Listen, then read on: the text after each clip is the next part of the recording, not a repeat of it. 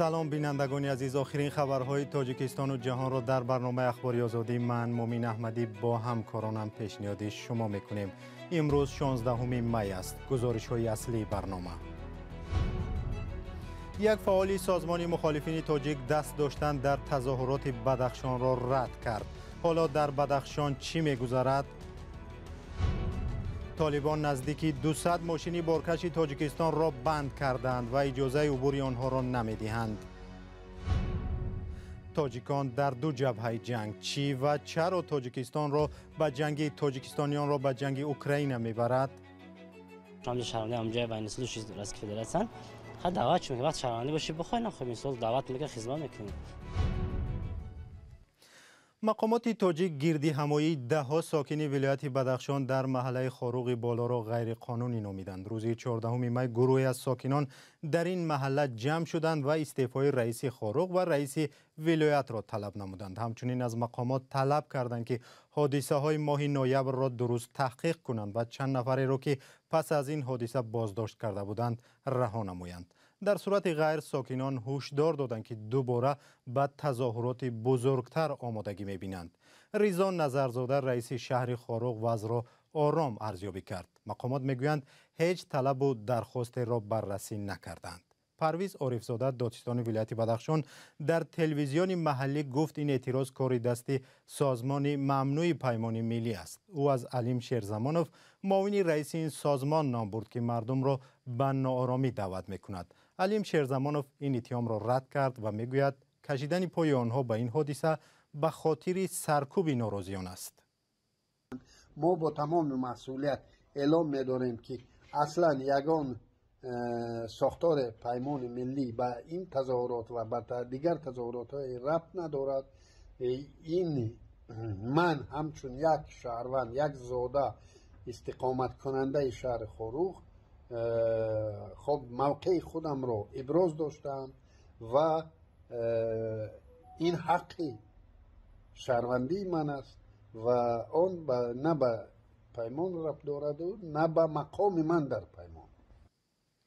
علیم شیرزمانوف معاون رئیس سازمانی در تاجیکستان ممنوع پیمان ملی بود که صحبت میکرد.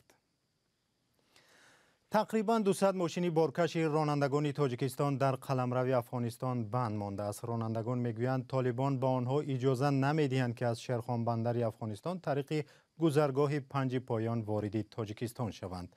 رانندگان تاجیک خود را اسیر در دست طالبان مینامند. همکارم شهلای گلخواجه موضوع را پیگیری کرد. شهلا، طالبان دلیل این عملشان را شرح دادند و مقامات تاجیک در این رابطه چی میگویند؟ بله مومین، مقامات تاجیک رسما تا کنون حادثه را شرح ندادند. ذبیحالله مجاهد سخنگوی طالبان هم آن را تصدیق یا رد نکرد. تنها گفت که قضیه را تحقیق میکنند. اما به قول رانندگان نظامیان طالب در سرحد با آنها گفتند مشکل در مقامات تاجیک است که نمیخواهند با آنها همکاری نمایند. طالبان برایشان گفتند که تنها در صورت رسما به راه ماندن همکاری تاجیکستان مرز را میکشایند و به رانندگان ویزا میدهند. در عکس حال روای آنها غیر قانونی خواهد بود. تا کجا گفته این نماینده طالبان به رانندگان حقیقت دارد و این حرف تنها سری همکاری عادی یا بر رسمیت شناختن است معلوم نیست. شهلا، رانندگان از کی در افغانستان بند ماندند و اصلا آنها از این کشور چی می‌آورند؟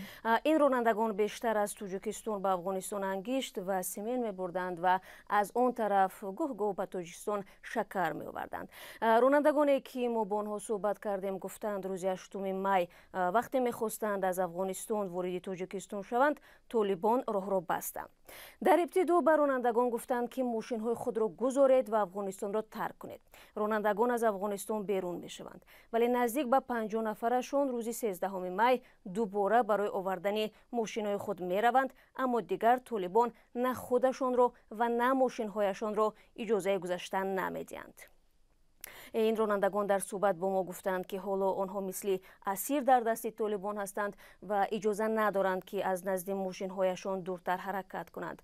گفتند که نظامیان طالب با آنها دغلا مناسبت میکنند. یعنی گذرگاه 5 پایان حالا بسته است؟ بله مومین، این راه را طالبان یک روز بعد از آن بستند که 7 می از خاک افغانستان به تاجیکستان 7 موشک پرتاب شد. خب داعش مسئولیت این را بر دوش گرفت، ولی کارشناسان آن زمان گفته بودند که ظاهراً طالبان با استفاده از نام داعش به کشورهای منطقه میخواهد فشار بیارد. تشکر برای صحبت شهلا. ادامه برنامه. یک شرط گروهی از ساکنان در بدخشان آزادی چهارشنبیف بوده است. وکیلان دفاع چهارشنبیف ورزشکاری معروف محاربه های آمیخته حکم دادگاه را غیرقانونی و بی اساس شماریده از بالای آن شکایت بردند. دادگاه ناحیه اسماعیلی سامانی دوشنبه چهارشنبیف را به 8.5 سال زندان محکوم کرد. دادگاه را به دعوت به سرنگونی حاکمیت از طریق اینترنت گناهکار دانسته است، اما خودی چهارشنبه و وکیلان دفاعش این را قبول ندارند. مولا رجب یوسفی موضوع را پیگیری کرده است.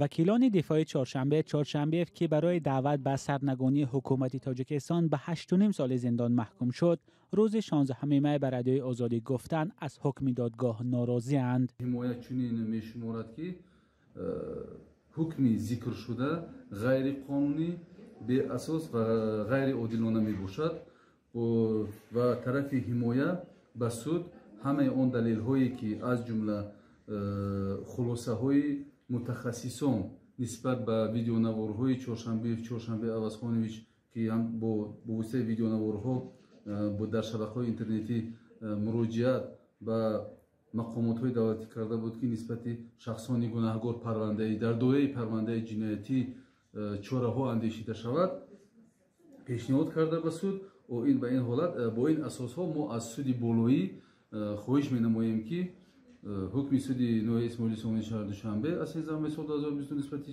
چهارشنبه عوضخانویچ بکار کرده شود. در دادگاه ناحیه اسماعیلی سامانی گفتند حکم نسبت ورزشکار به قوه قانون ندارآمده است و به این خاطر از شرح آن خودداری میکنند. مسئولین دادگاه تصدیق کردند که از وکیلان دفاع چهارشنبه شکایت دریافت کردند.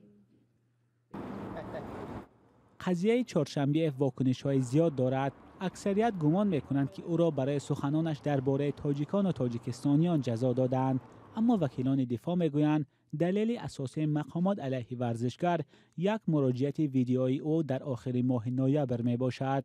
در این نوار ورزشکار درباره واقعه‌های ماه نوامبر در شهر خاروق صحبت می کند. مقامات چهارشنبه را به آن ابدار کردند که ورزشکار در این نوار مردم را برای مقابلت با ساختارهای دولتی دعوت کرده است. خود چهارشنبه در دادگاه این را رد کرده است. قید نمود که او برای صادر کردن این جنایت گناهکار نمی باشد، این خیلی مقصد نداشت و چخیلی که خودش گفته گذشت و یگان نیت و مقصدی آغاز کردن یگان چخیلی که میگوین یگان آغاز مقصد و نیتی ضد کنستیتوسیا رفتن یا اینکه ناآرام ساختنی عموما صلح و ثبات در جمهوری تاجیکستان چنین مقصد نداشت. در مرافعه اخیر پیوندان چهارشنبه شرکت نداشتند. معلوم نیست که چرا آنها را به دادگاه دعوت نکردند. چهارشنبه در مرافعه سودی در همین وقتی که علاقه سخنی آخران داده شد و همین را پرسید از سود، خواهش کرد که پدر او در مرافعه سودی اشتراک کند و او در حضور پدرش سخنی آخران خود را گوید، لیکن متاسفانه مرافعه سودی دوام داده شد و علاقه چهارشنبه برآمدی خود را سخنی آخران خود را گفت و بعدی برآمده از خانه مشورتی سود حکم خود را اعلان نمود. هنوز معلوم نیست که زینه بالایی دادگاه نسبت حکم چهارشنبه چی نظر می دهد. وکیلان دفاع گفتند باور دارند که عدالت رعایت خواهد شد. مولا رجب یوسفی رادیوی آزادی دوشنبه. یک مقام تاجیک میگوید آلمان و دیگر شریکان اروپایی باید توجه خود را به تاجیکستان بیشتر کرده در سمت سرمایه گذاری و پشتیبانی از رشد اقتصادی این کشور کار کنند. امامالدین ستاروف که چند ماه پیش بعد سفیری در روسیه دوباره رهبری نمایندگی تاجیکستان در آلمان تعیین شد میگوید میل این کشور مهم اروپایی به توسعه همکاری‌ها با آسیای مرکزی احساس می شود. همکارم خرامان بقازاده صحبت کرده است.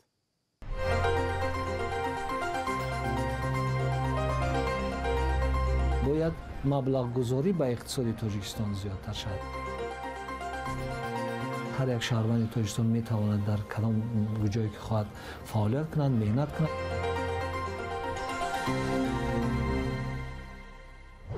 حالا دایره همکاری‌های تاجیکستان با آلمان یک کشور مهم اتحاد اروپا بیشتر کدام ساحه‌ها را در بر می‌گیرد، هم در سطح خود آلمان و هم در سطح اتحاد اروپا؟ من پیش از همه می‌خواهم یک چیز با یک چیز اهمیت دهیم که امسال ما 30 سالگی مناسبت‌های دو جانبه دیپلماتی دو جانبه را جشن میگیریم. یعنی 30 سال پیش جمهوری فدرال آلمان یکی از اولین دولت‌های اتحاد اروپا بود که استقلالیت جمهوری تاجیکستان را رسمی شناخت و نمایندگی دیپلماتی خود را در دوشنبه باز کرد.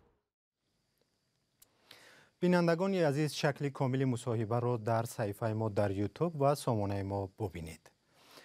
جوانان زاده تاجیکستان در اوکراین هم از طرف روسیه و هم در صف نیروهای اوکراین می جنگند. درباره سربازان تاجیک در صف نیروهای اوکراین اطلاع زیاد نیست، اما خبری کشته شدن حداقل 10 سرباز تاجیکی رسانه‌ای شده است که از طرف روسیه می جنگیدند.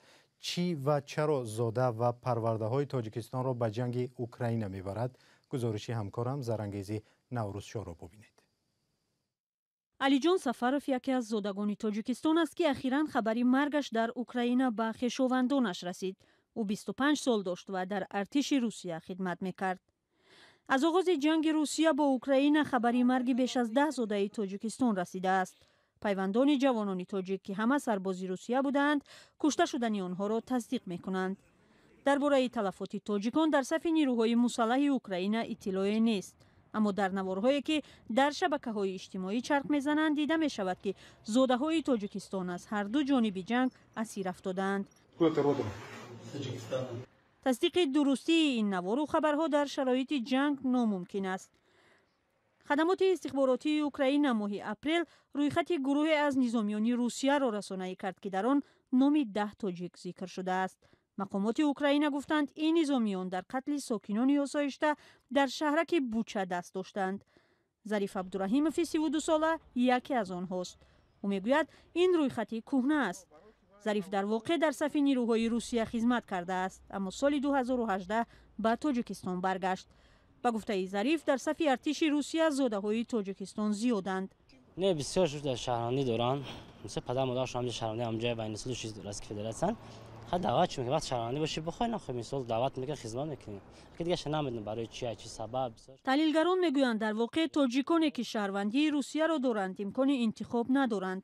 آنها عهده دارند که به خدمت حربی روند، حتی اگر در تاجیکستان هم خدمت کرده باشند. اما آنهایی هم هستند که به خاطر گرفتن شهروندی و یا مبلغ به صف نیروهای روسیه میپیوندند. مخصوصا حالا که به گفته تحلیلگر پرویز مولاجانوف به سربازان برای شرکت در جنگ اوکراین مبلغی خوب پرداخت می شود. بعضی فشارها هم هست، یعنی تهدید میکنند که اگر آمده شرطنامه نکنیم ما میتوانیم تو را از شهروندی محروم نماییم.